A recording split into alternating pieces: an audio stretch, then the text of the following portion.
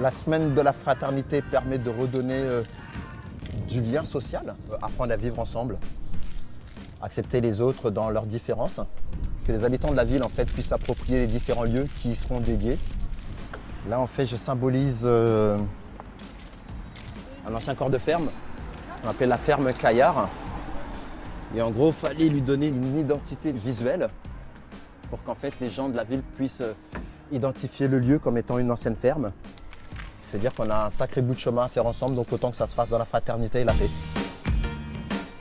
La ferme Caillard, c'est une ferme que la ville a rachetée il y a 3-4 ans maintenant. On y voit l'opportunité d'y construire un projet qui unifie, c'est un peu notre obsession, unifier la population. Donc c'est un lieu qui va être dédié à l'économie sociale et solidaire. On va y créer un théâtre de poche, on va y créer une ferme pédagogique, on va y créer un restaurant participatif aussi. Voilà, c'est un peu la couleur qu'on veut donner à ce nouveau lieu dans la ville.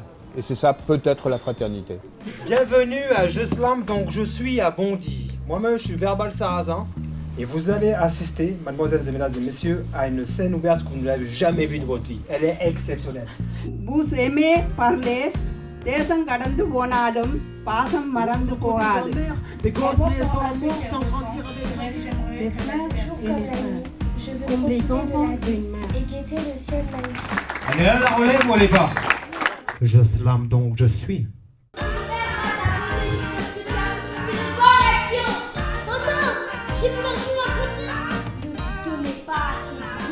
La semaine de la fraternité, c'est différentes initiatives théâtrales, musicales, expositions, différents événements afin de célébrer cette belle valeur de la République et la fraternité. Et cette année, on a mis en valeur les tirailleurs sénégalais parce que justement, il y a une loi qui est passée en disant qu'il y avait la naturalisation des tirailleurs qui ont contribué à l'histoire de France et aujourd'hui seront honorés par des médailles.